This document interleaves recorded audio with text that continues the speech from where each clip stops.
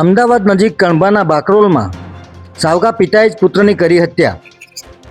નમસ્કાર મિત્રો, હું વિપુલ પટેલ, સમૃદ્ધ ગુજરાત ન્યૂઝ સત્યની સંગાથે.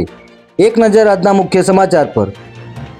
અમદાવાદ નજીક કણભા ગામમાં બાકરોલમાં પિતા પુત્રના સંબંધને શર્મસાર કરતી ઘટના સામે આવી છે, જેમાં આરોપી હરિઓમ રાજપૂતની પહેલી પત્નીનું મોત થયું હોવાથી તેણે રીટા દેવી સાથે બીજા લગ્ન કર્યા હતા.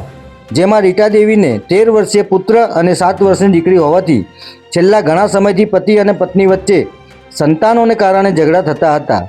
અગાઉ થયેલા પતિ પત્ની વચ્ચેના ઝઘડા ખૂબ જ ઉગ્ર સ્વરૂપ પણ ધારણ કરી ચૂક્યા છે, જેથી આ બધાથી કંટાળી યુપીથી તમામ લોકો બાકરોલમાં કામકાજ માટે આવ્યા હતા અને ઇન્ડસ્ટ્રીયલ એસ્ટેટમાં ફેક્ટરીમાં મજૂરી કામ કરીને પોતાનું ગુજરાન ચલાવતા હતા.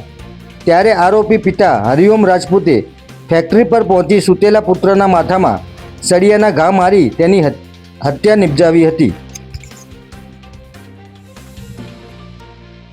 અમદાવાદ ગ્રામ્ય ડીવાયએસપી નીલમ ગોસ્વામીએ જણાવ્યું છે કે અમદાવાદ ગ્રામ્ય જિલ્લામાં કણભા પોલીસ સ્ટેશન વિસ્તારમાં 2 દિવસ પહેલાં હત્યાની ઘટના સામે આવી હતી, જેમાં પિતાએ પોતાના સાવકા પુત્રની માથામાં સળિયા મારી હત્યા નિપજાવી હતી.